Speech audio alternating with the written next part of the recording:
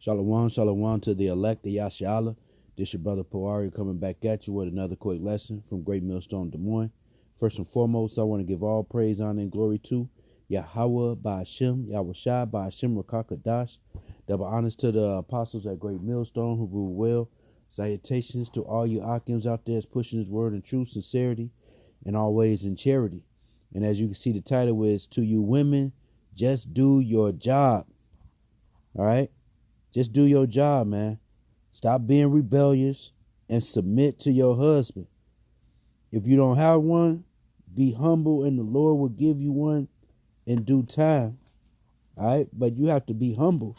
You can't be prideful like these women in the world, man. They are prideful, thinking that they don't need a man, thinking they got the mentality I could do bad by myself and all these things. Yeah, you're going to do bad by yourself, man. All right? You know what I'm saying? You don't want to have that mentality that that you the prize. All right? Nah. The men of the Lord is the prize. All right? You don't want to have that mentality that a happy wife is a happy life. All right? Because with that mentality, it allows you to think that it's all about you. It's me. All right?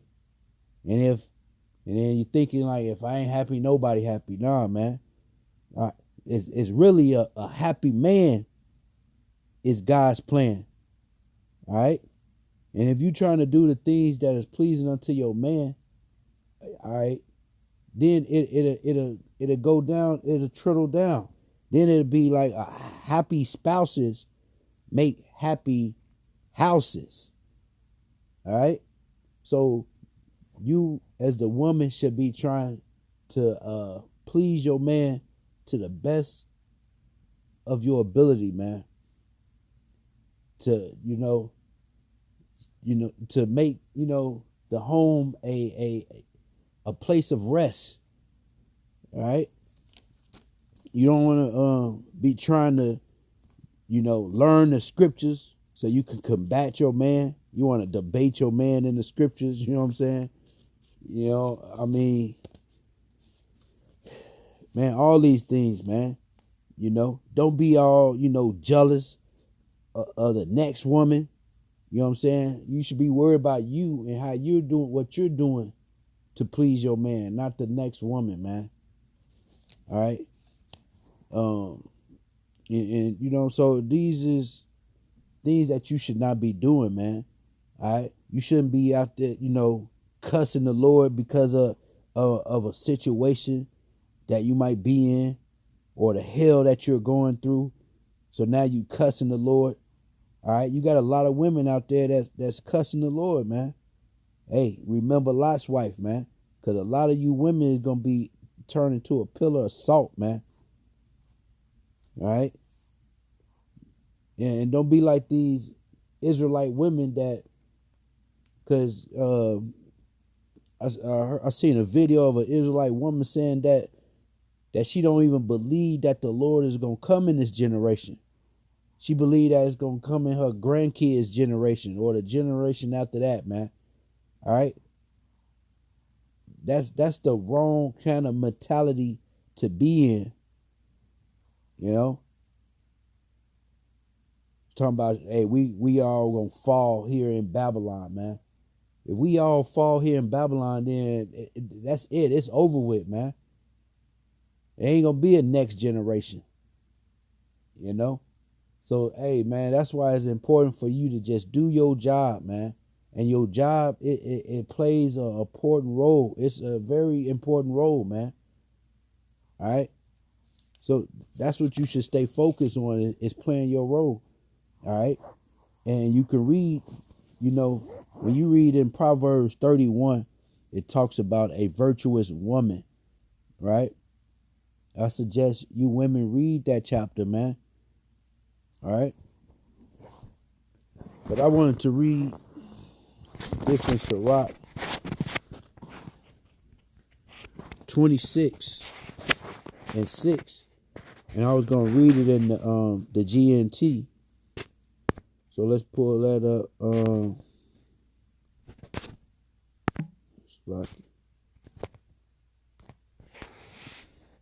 right. It says the husband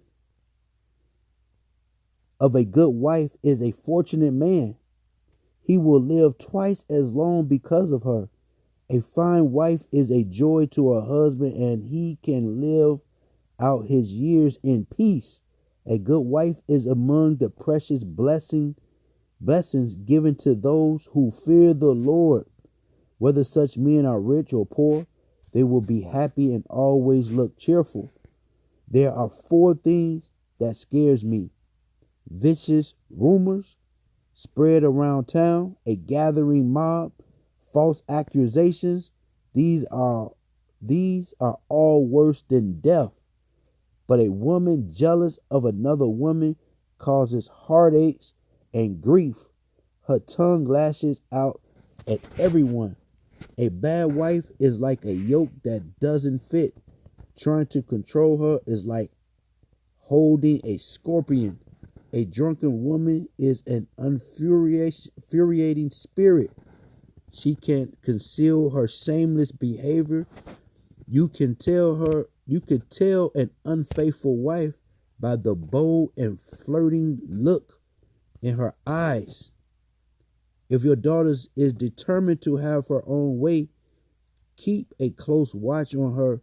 If you don't, she'll take advantage of any chance she gets. If she is too self-willed, be on guard and don't be surprised if she disappoints you. She'll spread her legs anywhere for any man who wants her, just as a thirsty traveler will drink whatever water is available. A gracious wife is her husband's delight. Her ability make him a stronger man. A wife who doesn't talk too much is a gift from the Lord. Such restraint is admirable beyond words. A modest wife has endless charms. It is a quality too precious to measure. The beauty of a good wife in her well-kept home is like the noonday sun shining in the Lord's sky. Her beautiful face and attractive figure are as lovely as the light from the sacred lampstand in the temple, and like its gold shaft set on the silver base are her shapely legs and strong ankles. There and you know what I'm saying? So this right here, man, are traits of a virtuous woman, a good woman, man. And you don't want to have the traits of a bad, wicked woman. All right. And so I mean, just man, once again, just do your job. All right. Just like the men of the Lord, we have a job. You as men or as women, you know, of your Lord, hey, you should just do your job, man. Stay in your lane. All right.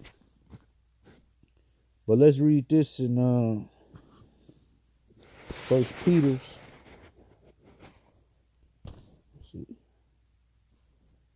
First Peter's 3 and verse 1. And the subtitle says instructions for wives and husbands. All right. But we're focusing on you women, man. All right. But this is 3 and 1. It says First Peter's. It says, likewise, ye wives, be in subjection to your own husbands, that if any obey not the word, they also may without the word be won by the conversation of the wives. All right. So hey, just obey your husband. All right. All right. And if you have a non-believing husband, the way you move and the faith that you have in Yahweh B'Shem Yahushua may move that man to believe. All right. So hey, you got a very important role that you have, man. But Reading on, it says, while they behold your chaste conversation coupled with fear, whose adorning let it not be the outward adorning of plaiting the hair and the wearing of gold or the putting on of apparel, but let it be in the hidden man of the heart, in that which is not corruptible, even the ornaments of a meek and quiet spirit, which is in the sight of the most high power of great price. Verse 5, it says, for after this matter in the old time, the holy women also who trusted in the most high power adorned themselves, being in subjection unto their own husband. All right. And a lot of women don't like to hear that word, subjection, submit to your husband, man. They don't like hearing that, man, because of the pride that they have, that westernized mentality that they have, that they need to get rid of, man. Because it's just going to lead you to destruction. Because there's going to be a lot of women that get destroyed in these times, man. But reading on verse 6, it says, even as Sarah obeyed Abraham, another key word in there, obey. She obeyed Sarah, it means princess. All right. She obeyed her Lord, Abraham. All right. Even as Sarah obeyed Abraham, calling him Lord, whose daughters ye are, as long as ye do well and are not afraid with any amazement. Likewise, ye husbands, dwell with them according to knowledge, giving honor unto the wife as unto the weaker vessel, and as being heirs together of the grace of life, that your prayers be not hindered. All right. So going back to that, happy spouses bring happy houses. So there's a role that the man play, there's a role that the woman play. All right. And it goes, and even the children. All right. And you should be trying to, teach the children, man, and other women, y'all, you know what I'm saying, that needs guidance. Not trying to teach the man and this and that, man. That's going off, man. It tells you in what's that, 1 Timothy 2, suffer not a woman to teach, nor to use usurp authority over the man. All right. You shouldn't be trying to teach men, you know what I'm saying, about these scriptures. I'm trying to break down these scriptures. All right. Because like you read in Job 39:17, the women been deprived of wisdom. Let's just get it. And Job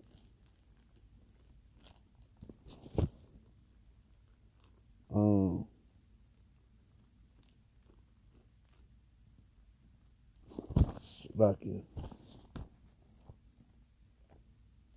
This is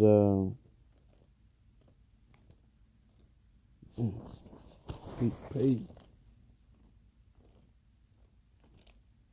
Job. We're gonna read Job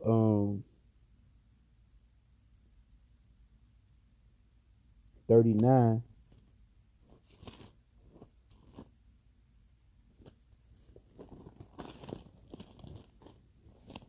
In verse 17,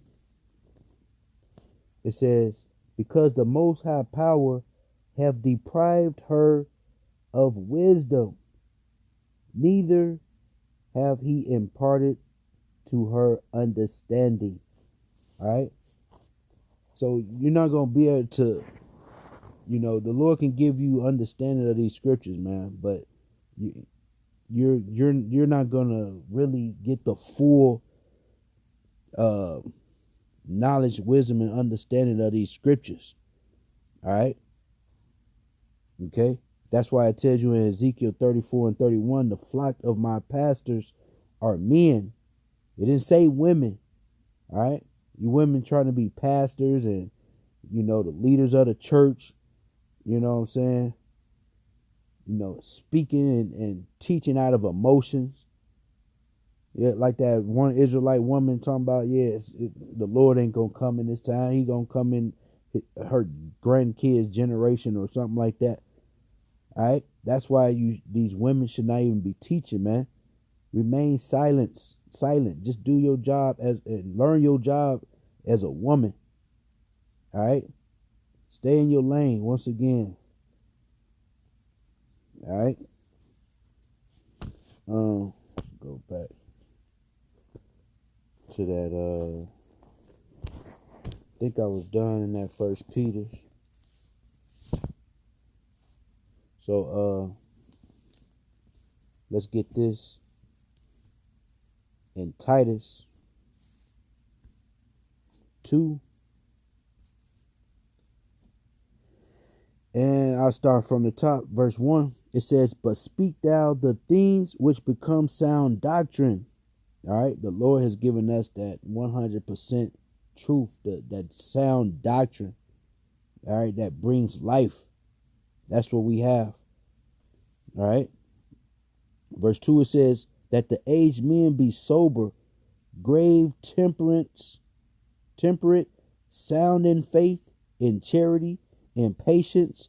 The aged woman likewise, that they be in behavior as becometh holiness, not false accusers, not given to much wine, teachers of good things, that they may teach the young women to be sober, to love their husband, to love their children."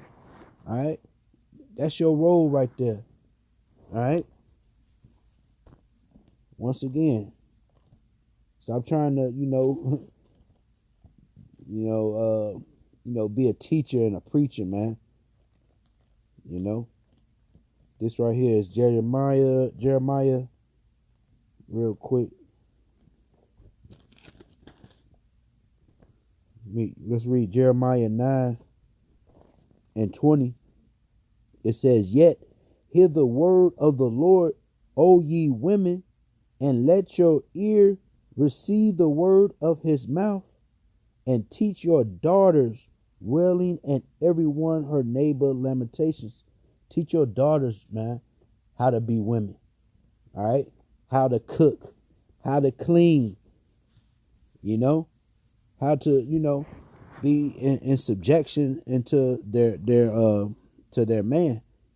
All right, and then that way these women ain't growing up, being all loud, being the Cardi B's and all these and stuff like that, man. All right. Teach your children on how they should be brought up, But back in this Titus,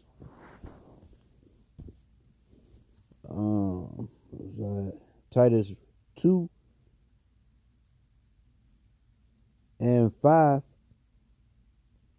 it says, I'll read one more. It says, "To be discreet, chasten, keepers at home, good, obedient to their own husband, that the word of the Most High Power be not blasphemed." All right. So be obedient to your husband. Stop trying to go against the grain. All right. But yeah, that's pretty much the point. I ended off with this in Isaiah. All right. So you women that, thinking you don't need a man, you could do it all on your own. That's the wrong spirit to be in. This is Isaiah 32:2. It says, "And a man shall be as an hiding place from the wind." All right. So you're going to need a man in the times of Jacob's trouble. You think you're going to get through Jacob's trouble without a man? All right. You're in for a rude awakening.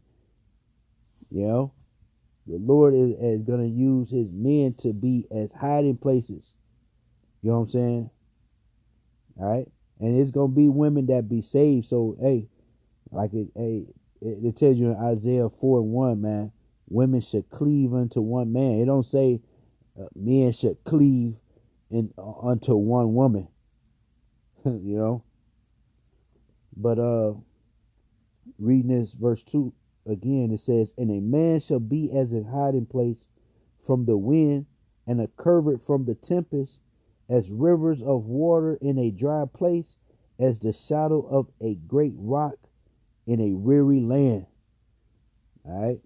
So once again, you women will need a man. All right. You know, you're the weaker vessel. Why you think the serpent came unto you and beguiled you? All right. This is Isaiah 13 and verse 12. It says, I will make a man more precious than fine gold, even a man that than the gold wedge of Ophir. All right. So it's the man that's the prize. Realize that and move according to that, you know, knowing that you're the man's servant. All right. But yeah, that's pretty much the point, you know. To you women, man, just do your job, man, and things will go and move smooth. And it's still gonna get rocky. We're still gonna have ups and downs in this. All right. But just, you know, just play your role, you know, because the Lord is coming soon to visit this place. All right. And he is not playing no games. No games at all. All right. With none of us. Ain't none of us exempt. All right. That remind me of this scripture right here. I'm gonna end it with this for real. You know, this is Ezekiel.